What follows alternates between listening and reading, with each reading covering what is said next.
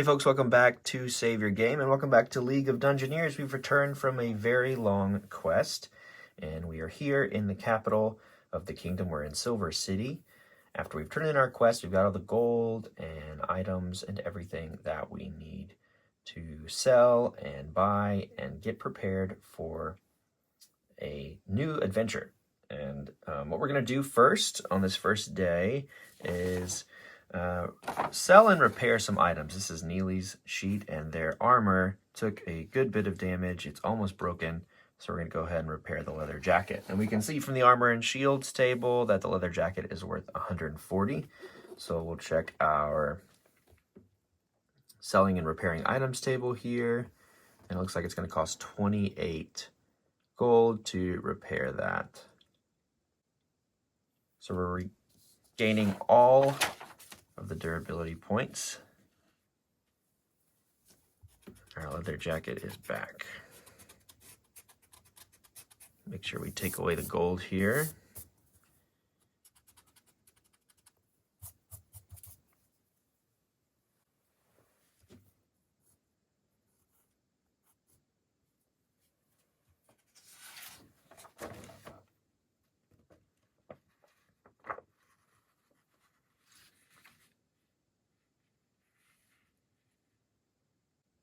So when we sell, we check out the value of what we have, and then we see how much durability it has. It has 3 points of durability, so something worth 70 will actually get us that 28 gold right back. So we're going to go ahead and sell that short sword that we found.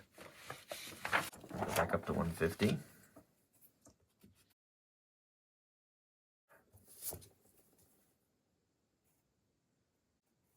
Back up to 155.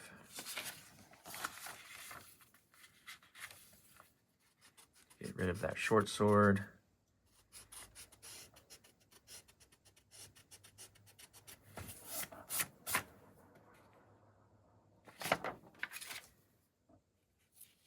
Back down to 22 encumbrance.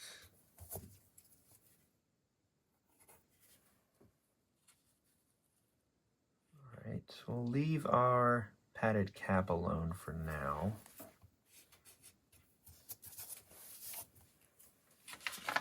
Let's see who else needs some buying and selling.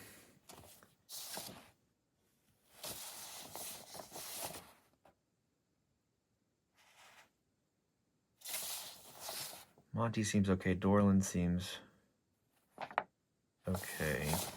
Well, let's do this. We'll go, since we're already here at the blacksmith, let's look at how much our leather vest is worth. It's about broken as well. It's worth a little more. It's worth 80. And it's at 5.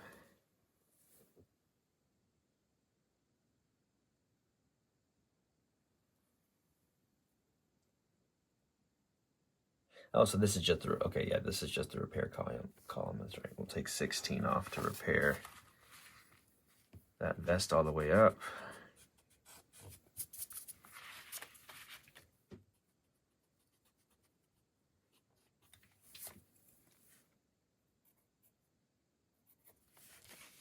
Okay. Padded jacket's worth 120 to repair. It's 24. You know what? We'll get rid of another 24 and repair this jacket too.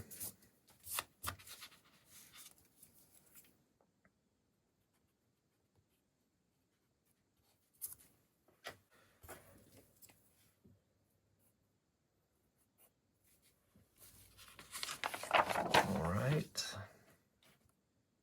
Dorland has 3 hits on his padded vest. And it's worth 60, so the repair cost for 60 is 12. We'll have him lose 12. Be down at 308 gold.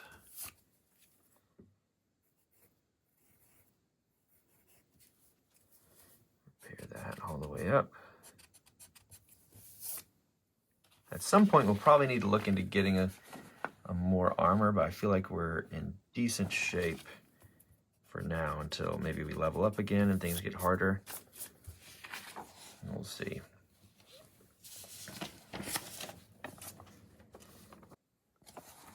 You know what? Neely's pants have taken some damage, so we'll pay another 20 to repair those since we're here.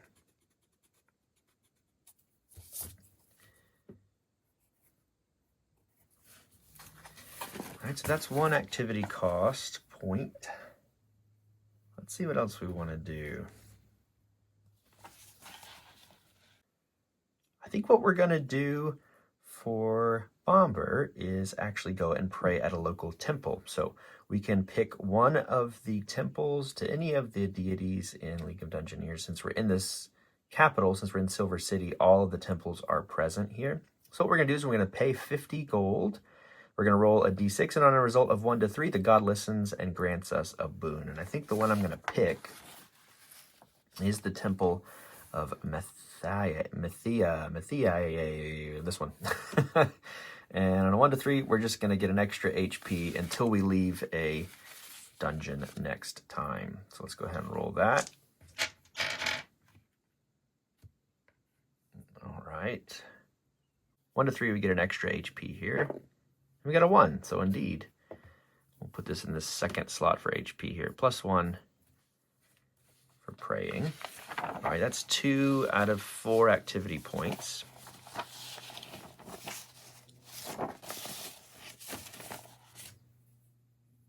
Gonna make sure to pay for that as well.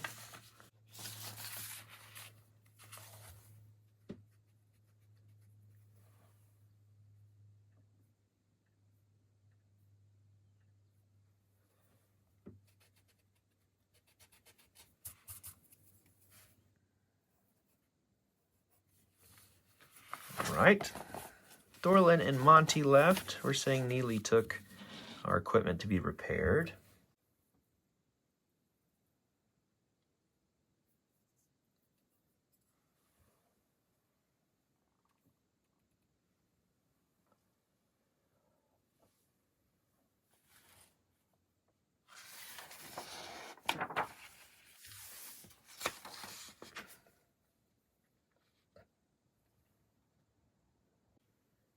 All right, so with another activity point, we're gonna go shopping and buy some more health potions. That was invaluable last time, and we'll go ahead and buy as many as we can, adding +1 to our availability roll because of Bombers. Streetwise, they're at -1.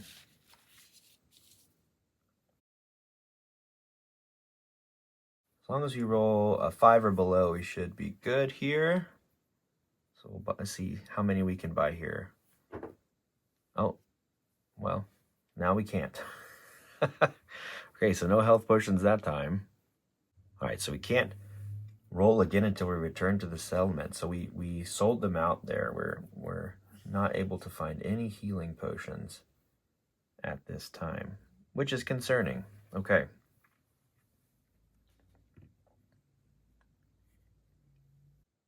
Let's do this. Let's look for some rope.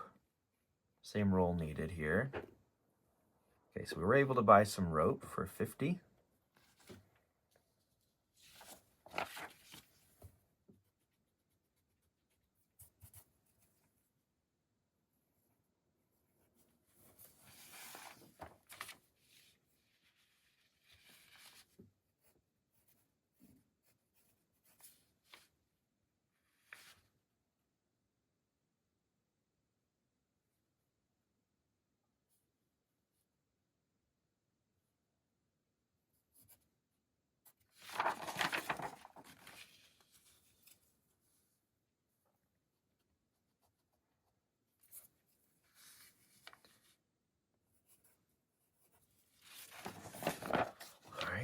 Let's think if there's anything else we want to try to buy here.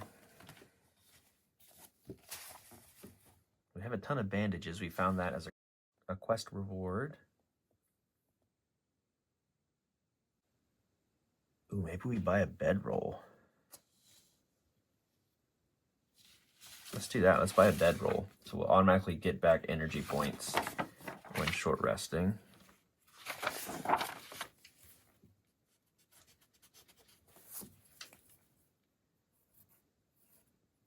wonder if is that the whole party? It's probably just one hero, the one that has it, I'm guessing. Let's see if we can find it. No, we can't. Okay, never mind. It's not there. Okay, well.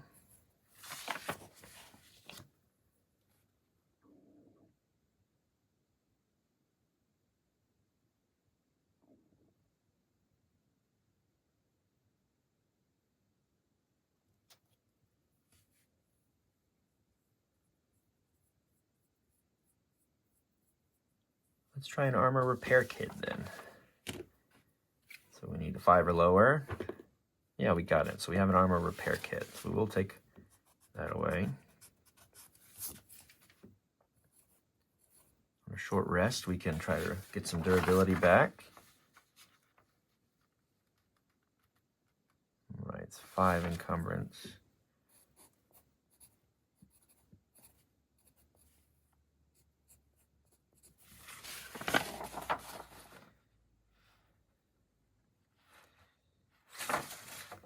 Once it's done, it's done.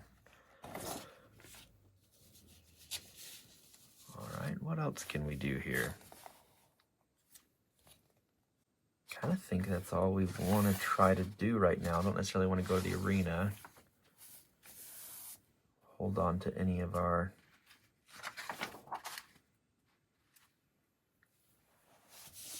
money right now, so no banking. So let's just go ahead and rest and recuperate. We'll also tend to memories. Maybe do a little gambling.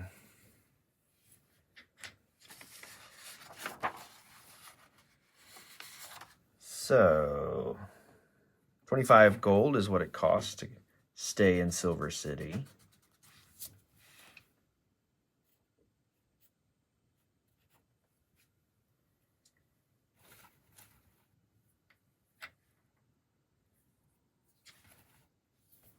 So we're going to roll 2d6 for each hero to get that much health back.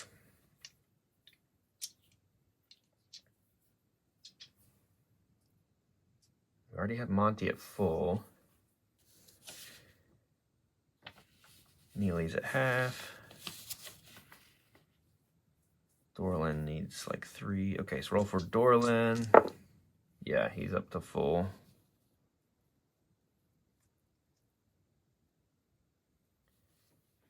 Monty's at full. Neely is up to 13, so down just 1.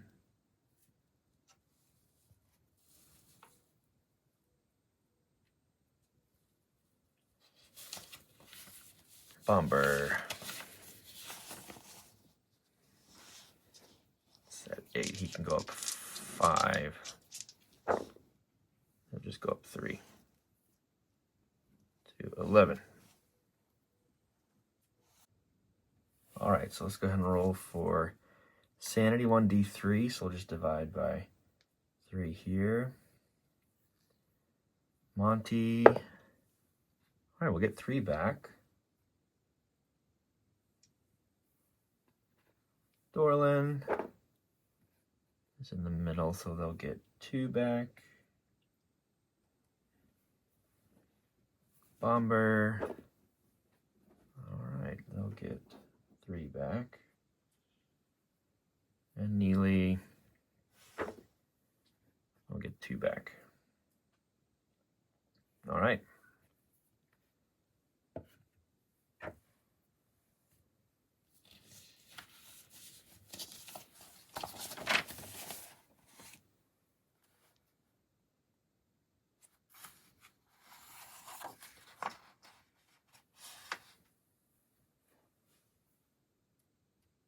And of course, energy is automatically restored here.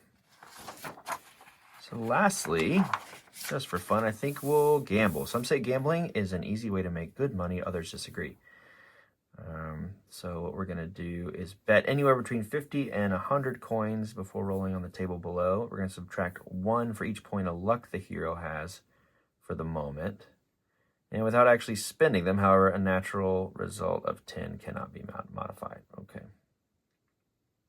I think we spent all of our luck. in the dungeon, so I don't think we have any luck back, but we'll see what happens here on this table.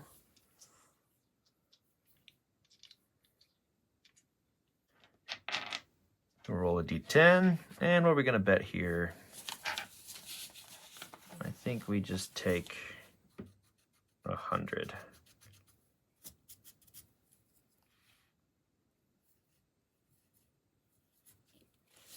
All right. So on a 1, we'll double our winnings. 2 to 3, we'll go home with 1.5. 4 to 9, we lose, and 10, we get beat up and robbed. So here we go.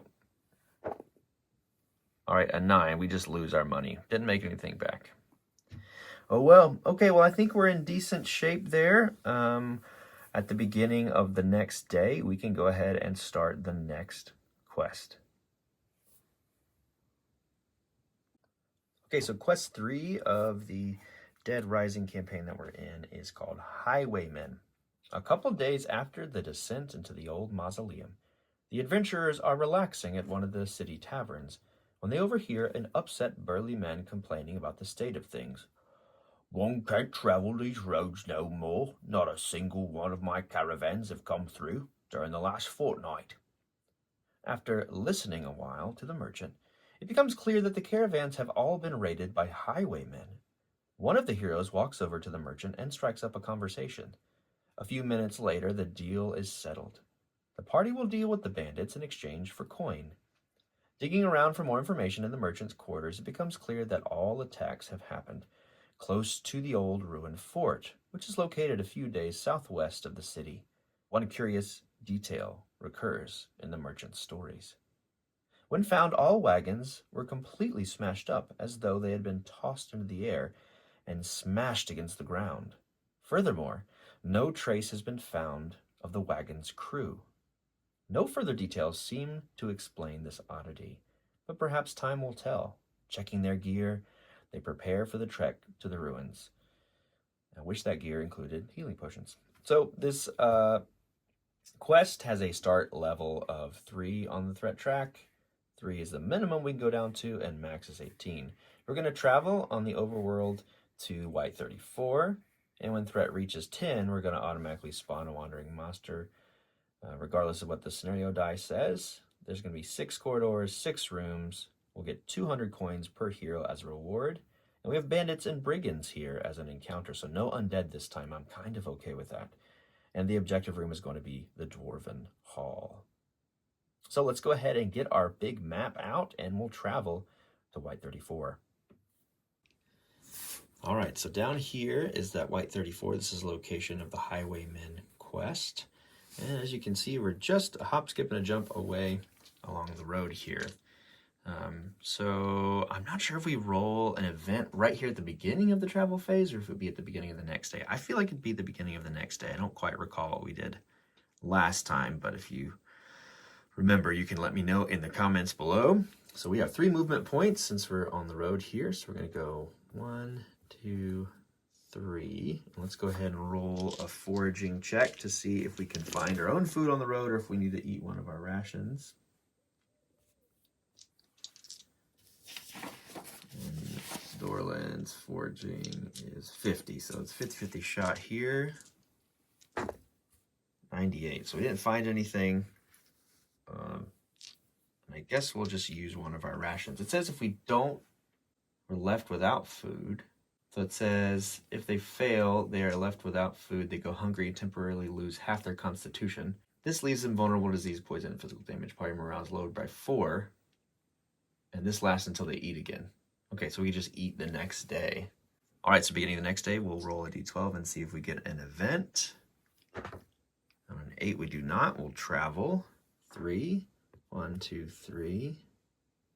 And we'll go ahead and eat our ration this time so we don't lose any more resolve or anything.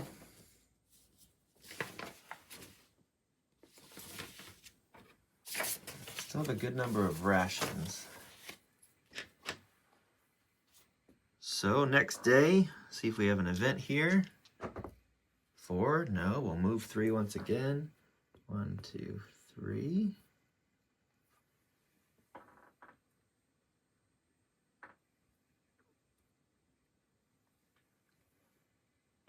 Forging roll. Another fail. Ouch. Okay. Next day, have a 2. And we're off-road now, so we'll only get to move 2. 1, 2. Let's go ahead and eat a ration.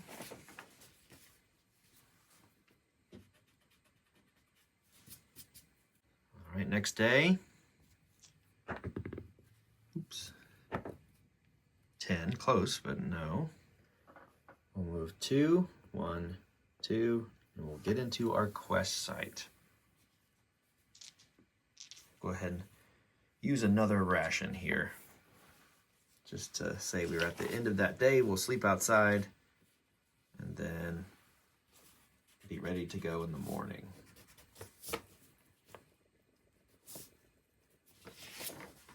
We also get to rest every time we finish a day of travel. So we didn't really need to get any health back. We're all pretty much at full.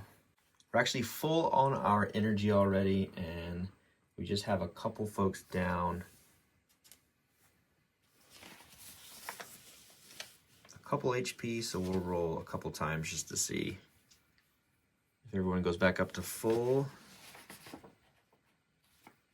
Bomber can go up 1. We'll just say he was able to do that. And then Neely could go up 1. We'll just say we're all at max because of those couple nights we would have rolled at least a 1 on all of it. So everybody's at full and decent sanity, full energy, and we're ready to go in and look for some highwaymen. Here we are.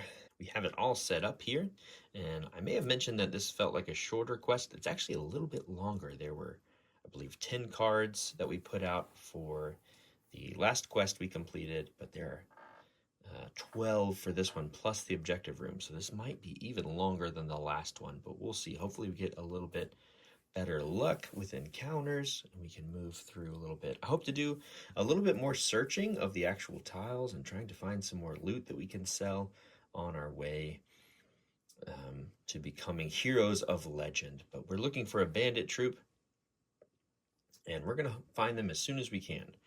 And so what we're going to do is spend a first action with Dorlin here and open this very first door. Should not be locked or trapped because the bandits are careless and they just left this first door wide open. So we're going to go for it. As we open a door, we're going to increase our threat. We're starting at 3 threat, going up to 4. And here's what we have first. Okay, this is the library. It feels like the air has been still in this room for a very long time. Dust is covering all the shelves and the hundreds of books in the room. It seems the shelves were not enough, since there are also piles of books on the floor. In the middle of the room is a table, probably used for reading. Oh, they're learned bandits. Okay, so there are 3 bookshelves and a table in this room that can all be searched. We'll go ahead and find that tile, and we'll move forward. All right, so we want to go ahead and roll for an encounter. Right off the bat here, we have a 50-50 shot of getting an encounter. So on a 1 to 50, we will encounter some bandits. I'm really excited that this particular dungeon actually has different enemies that we may encounter, because as much as we love zombies and undead things, it's nice to have a little variety. Even though this is the Dead Rising, we are facing bandits and brigands now. So let's roll and see if we have an encounter. And we will with an 11. Okay. Here's the bandits and brigands table. We're going to go ahead and roll a d20, adding 20 because we are at level 3. Okay, so we're going to have 30, which means we're going to face an ogre with a long sword. So we'll go ahead and find him and face our first fight. Here is our wonderful ogre standee. He is picking his nose, so that is not very polite. And he's not green, which is disappointing. But we're going to roll and see where he ends up. So we have a 6x6 grid here. Let's roll 2d6 and find out where he goes. The green will be the top row, and the red will be the bottom. All right, so 4 over, 2 down. So he is right here, trying to get civilized, reading some books. And here we go. Here's his card. He's a humanoid. He has a CS of 40, range skill of 20, damage is +1. We got to pay attention to that. We actually missed that in one of the last fights we did. A resolve of 45, to hit of -10. However, he is large, so he'll get a +10 when he's shot at. Natural armor of 2, movement of 6, and dex of 25. He's going to reroll his damage and take the higher. He also has a special sweeping strike that we'll look up. 24 health, 400 XP, and we'll roll on the T2 treasure table. He does have an extra armor, as the bestiary told us. So we're going to get together some initiative tokens. I think we're going to put this here, this other door that we have. And we'll get into a fight. Also got to remember that the bestiary told us we have a long sword that this ogre is wielding and another armor as well. So we'll put that nearby so we don't forget. We'll go ahead and roll a scenario die to begin this combat, even though we're not even off the first tile. Right, it's an 8, so we're ready to go straight to the bag. All right, so we're here at the first combat of a new dungeon, and we have good guy going first. Let's move Dorlin in. We'll go full movement. 1, 2, 3, 4, right here. And we'll take a shot at the big guy. We'll get a +10, which means we're shooting for a 90. So it's basically negating the to hit -10 here. But lots of armor to consider. So here we go. Here's our roll. And it's an 81. Good thing our to hit was so high, so that will hit. We'll roll a d10. We'll pierce 1 armor.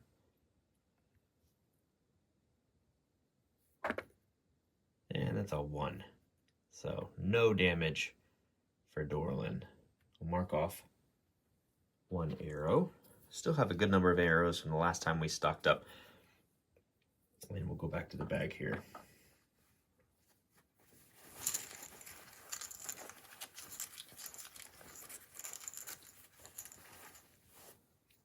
Okay, another good guy can move in. Let's have Neely Slate Strike. Kind of bum rush here. 1, 2,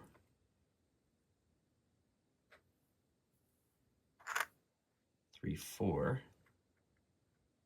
And we'll attack with our combat skill with our battle axe. All right, so we're looking at a 55 to hit here. -10, only a 45% chance to hit. So what do we have? Yeah, 94. That will be, unfortunately, a miss. So back to the bag.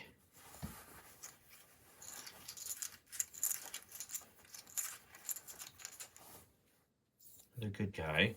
I think we'll have Bomber double move. 1, 2, 3, 4, 5. And then go 1, 2, kind of skirt. Let's see, which way would they be facing? Probably, I guess this way. We'll go there.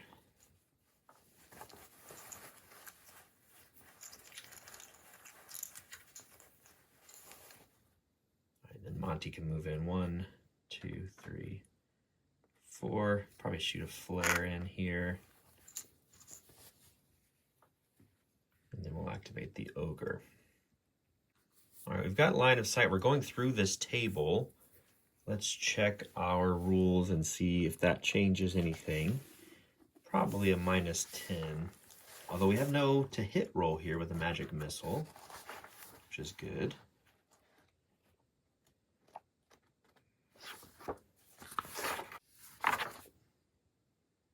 Yeah, -10 to hit, but we don't have to roll to hit with a magic missile. We just roll arcane arts.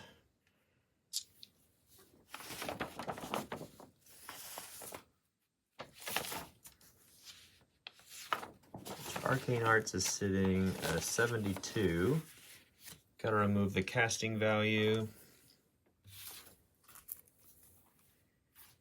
which for Flare is an 8. So we're looking at 64. That's kind of cocked. 63, just under. All right, so we'll roll damage. D8. +1, because we have powerful missiles. All right, so 4. 3 of that is going to be blocked by armor, so we'll hit the ogre for 1. All right, now he will activate. So we don't really need to check this activation card because he's the only guy there, but he is a humanoid. We have a card for that. We have a humanoid with a close combat weapon. He has a longsword. So if he's adjacent to a hero, he's going to make room. He doesn't need to do that. Doesn't need to shove. If he's adjacent, we're going to attack according to this here table. So we'll roll a d6 to see if he does just an action or a special talent, which I'm assuming this sweeping strike will be. First d6. And it's a 1, so he'll just do a regular action. Let's roll again to see if he goes parry stance or if he goes standard attack or power attack. It's a 5, so he's going standard attack. And let's figure out who he's going to attack. He has 2 options here. We'll go 1 to 3, 4 to 6. It's a 2, so he'll just attack Neely. And he needs a 40 to successfully hit Neely with his first standard attack. He's got 68, so the first one's going to miss, so he'll just attack again. Let's see who he attacks. He'll change facing and just go here, I guess, to attack Bomber. Once again, needs a 40 to successfully attack standard. And he gets an 83, so he's going to miss. He's just disoriented. He just wanted to read books and pick his nose. That's all. All right, so we'll move on. Roll scenario, which is a 1. No need to roll against threat. And we'll pick everything up, go back to the bag. A couple things we missed in the last encounter that I'll just mention now. We should have added another token in that entire last encounter with Ulfric. He is a named enemy, so he would have gotten another initiative token. We kind of missed that. We also, I mentioned this in the liner notes, but should have added his damage when he hit. He would have done a little bit more damage. But, you know, we're kind of just learning the game. With such a complicated game, I don't feel bad just going ahead and diving right in. It feels better to just play, even without full understanding or memorization of every rules, instead of just letting something sit on the shelf. And if you followed me long enough, you know that's kind of how I operate. And I hope that's not too bothersome. I do appreciate all of the comments and everyone kind of reminding me of rules and stuff. It makes me feel like there's a community with me playing the game. And I'm very thankful for everyone that's followed along so far with the playthrough. All right, we'll remove 1 hero token because we just get perfect hearing at the beginning of an encounter. And we'll remove that. So we've got 5 hero tokens and 1 enemy token. Now let's see who gets to go first. All right, we do. I think what we're going to do is go ahead and rotate around. 1, 2, 3. And attack with Bomber because he can ignore armor here. Another thing I realized as I was reading about dual wield, we have a short sword, and if we're dual wielding, we would get to add +2. We've just been adding that +2 because the damage says +2 right there in the short sword. But it turns out because we don't have the dual wield skill, we actually have not been able to add that +2. So we've got a little bit of a damage boost there in error. And we're not eligible to even get the dual wield skill because we don't have a dex of 60 yet. We're just under that with Bomber. But we got a little bit of a help there with our damage rolls, but that's okay. All right, we're going to go ahead and make a standard attack against this ogre. We're going to get a plus 20 to attack because we're right in the back. So that means our bonus would give us a total of 88 to hit, but we're going to minus 10 because of the hit bonus here, meaning we have a 78% chance of hitting here. And we rolled an 11, so we will indeed hit. And we're going to roll just a d6, but ignore armor, which is great. And we're going to hit for 2. So 2 more damage goes out on the ogre.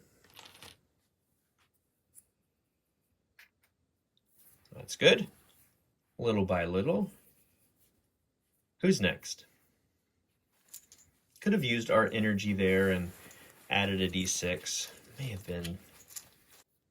We'll go ahead and spend an energy point to roll an additional d6 here.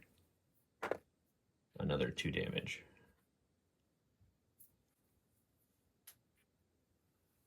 And we'll go to the bag.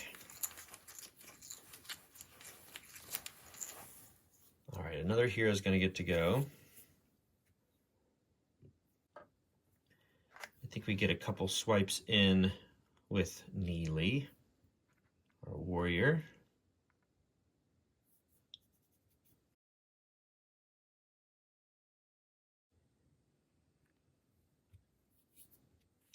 With Neely.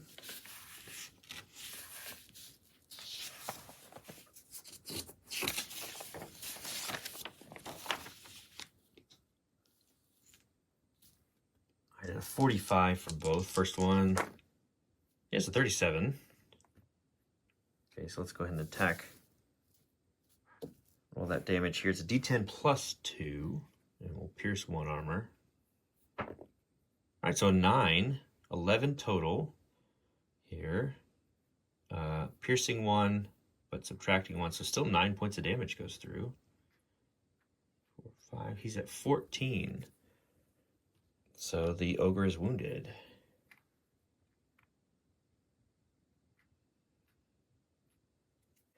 We'll take a second attack here. Same roll, 45 needed. 91. Second one misses. Okay.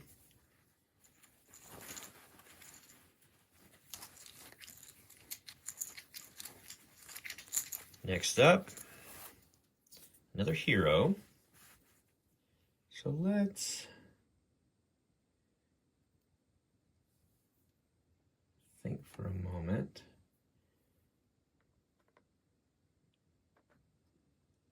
Two.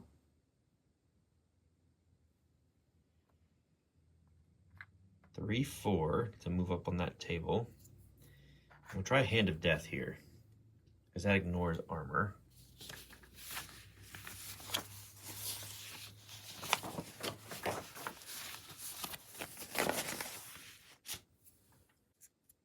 All right, so our CV here is 7. But first we need to make a combat skill roll. Plus 20, I believe. So 54% chance to successfully get through the ogre's defenses. Right, so 54, 31, that's successful. So our arcane arts is a 72, but we have to subtract 7. Meaning we're looking at a 65 to successfully have the spell go off. 96. Unfortunately, no. Do we use luck there? Yeah, let's use a luck point there. 65. Awesome, an 8. A good use of luck. Okay, so let's go ahead and roll a d10, ignore armor. 1. 1 more damage goes out. And we'll subtract mana for the successful cast.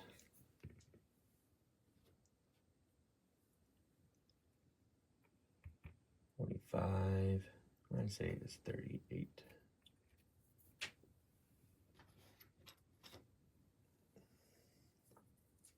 All right, and we're back to the bag. Bag here. We have one hero that has not gone, that's Dorlin, and the ogre has not gone either. And Dorlin will be last to go in terms of the heroes. So we're going to move 1, 2, 3, 4. Shoot through here. And it'll be really close to this table. I think we could shoot over it though.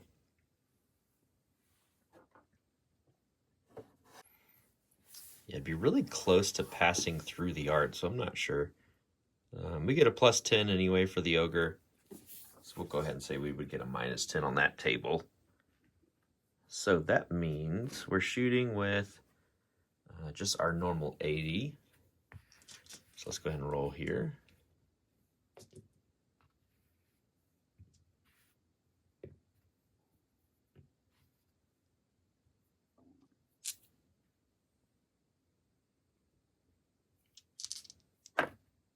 All right, the 21 we will hit. We'll roll damage, piercing 1 of the 3 armor that the ogre has. And it's a 3. Okay, we would normally block 3, but we'll just hit for 1 because we have armor piercing 1. So that means there's 8 hit points left on the ogre, and it's their turn. So we'll roll on the table to see what they would like to do. They are engaged with 3 heroes here. So we'll attack according to the table. And they just have 1 action point, so it won't be a power attack. We'll see if they go into parry stance or use their sweep. It's a 5, so they will use their sweep. And when someone uses the sweeping strike, they can make a powerful sweep attack that, if successful using their combat skill, pushes all heroes in zone of control back a square, causing half the normal damage, but also forcing a dex test. It can be dodged but not parried. In some cases, there may be another opportunity for the monster to strike different heroes. Only 1 die roll is made, however, and then compared to what is required to hit each hero. Failure means the hero falls and must spend an action to stand up. If there is a wall preventing from moving back, the damage is no longer halved, and the test for failing will be done in that square. Any hero standing behind a hero that is pushed back are also moved back a square. Attacker stays in place. Okay, so we have a 40% chance to hit here. Let's go ahead and roll that. And our zone of control includes Neely and Monty.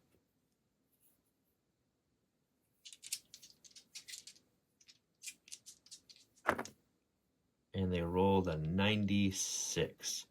So that is not going to be a successful sweep. All right, let's put our tokens back.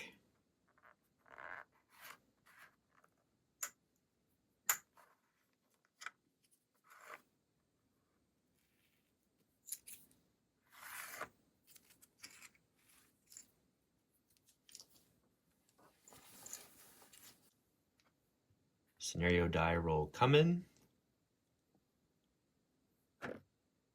4. And we'll go to the bag here.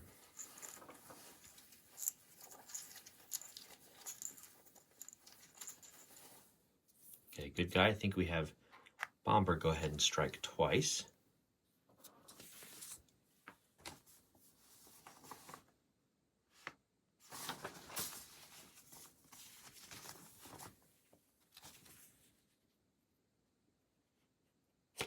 We get a +20 to hit, as well as ignoring all armor.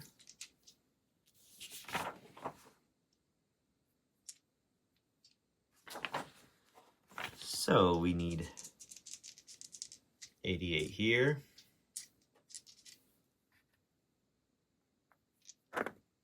Yeah, 25 will do it first. So we'll roll just a d6. And 1 more. We've rolled a lot of 1s to begin here.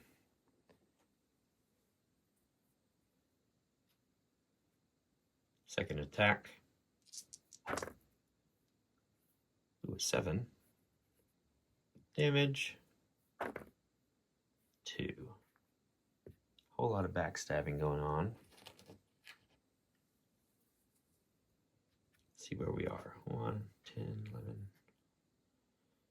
13, 14, 15, 16, 17, 18, 19. So 5 more hit points left for the ogre.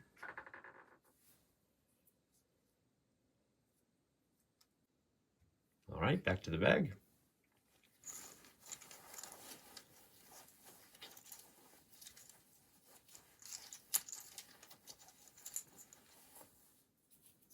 Good guy gets to go. Let's have Neely take a couple swipes right here. Okay, so we're just looking for 55 minus the 10 to hit. So 45, a couple chances to hit with 45. Here we go. 79 is the first. Second one is a 16. Wonderful. Roll a d10 plus 2, minus 3. Although piercing 1, so really just minus 2. d10 plus 2, minus 2. All right, an 8. 10 total minus 2 is 8 points. That'll be enough to take out the ogre. Bye-bye.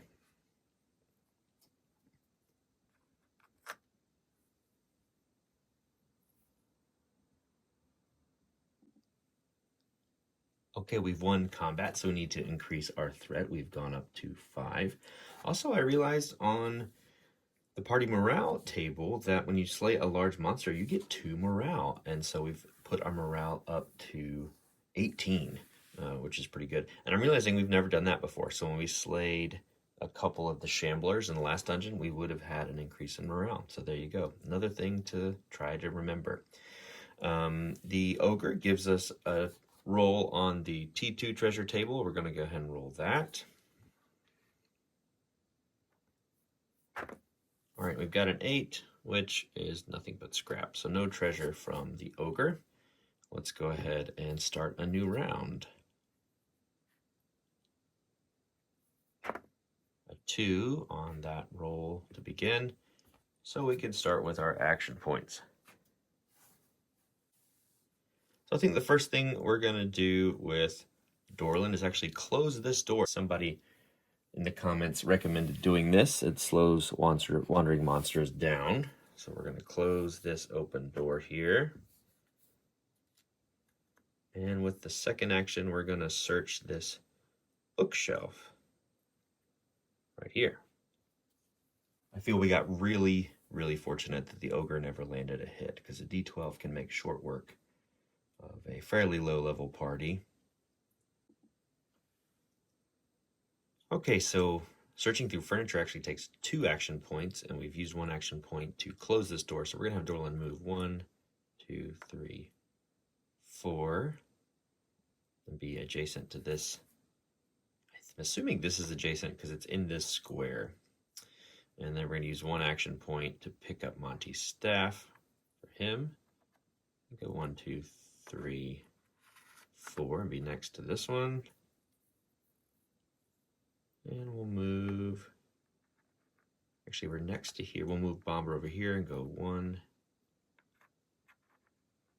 Actually, we'll just move once. And be ready to search. Or actually, he's adjacent to this square. Let's find that really quick and see if he's able to search right now. All right, we're adjacent to the square that's touching this bookshelf, so I'm kind of thinking we are able to search. I don't know if we have to go right here. It's a little unclear to me, but we're either adjacent to a square touching artwork or on it in Monty's case. And also we may not have used 2 movement points to get on around this. It's not covering 50%. So a little tricky there to figure all that out. I think we're in good shape to be able to search everything next turn, except with Bomber. I'm going to go ahead and say, since this is on this art, he's next to it and adjacent. So we're going to go ahead and search that bookshelf.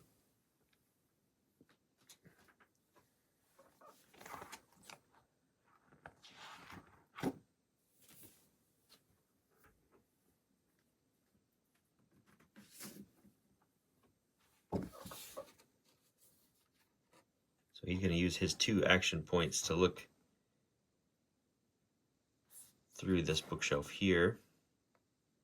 And basically, up to a 5, we'll find something. Let's go ahead and roll a d10 for this bookshelf here. And it's a 3. On a 3, we're going to get a scroll. So randomize what spell contains using the spell tables. All right.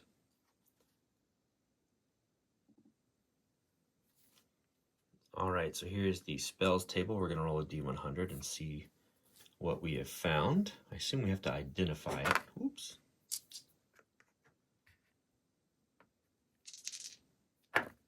And we got a 55, we'll call that, even though it knocked.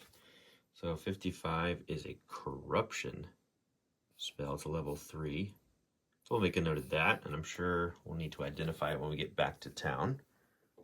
But Bomber, we'll add that to their inventory, and we'll start a new round.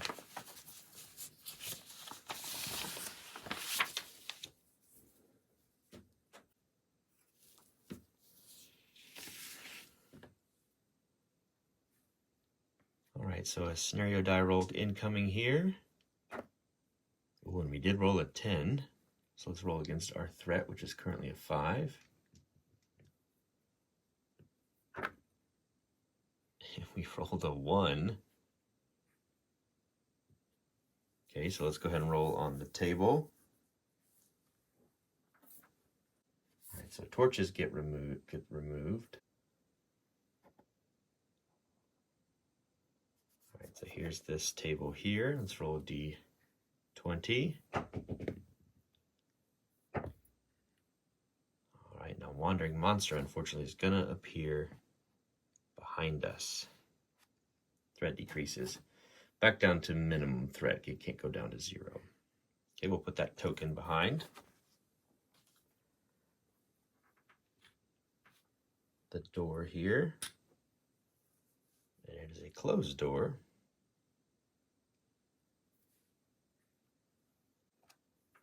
All right, we've got a searched token for there.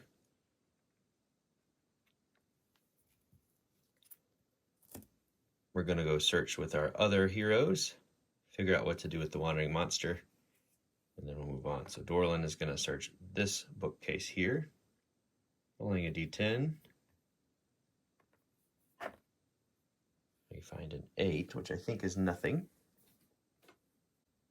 Yeah, we found nothing on that bookshelf of note.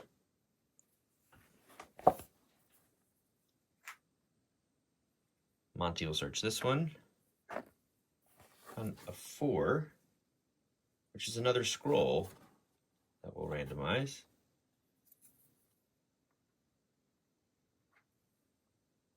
And on this table, what is Neely going to find? This is a dining table, I'm guessing. A 3, so we'll get a ration.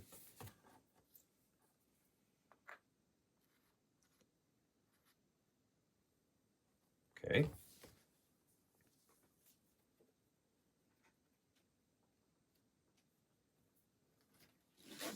As for the scroll Monty has found, we found a 3, which is a fake death scroll. Okay.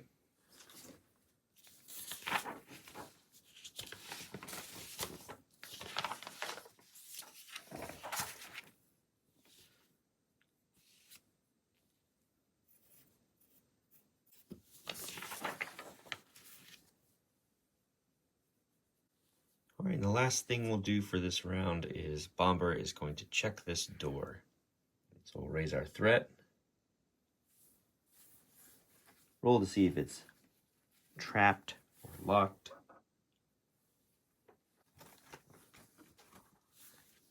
A d6 and a d10.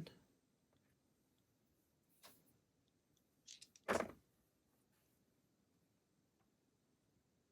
right, it is not trapped, and it is not locked. Okay, they're just leaving this library unguarded. Let's draw a card here. Storage room. Small room seems to be some kind of storage room. There are piles of boxes lined up against the wall. 2 sets of boxes that can be searched. All right, we'll find that. And we'll move on.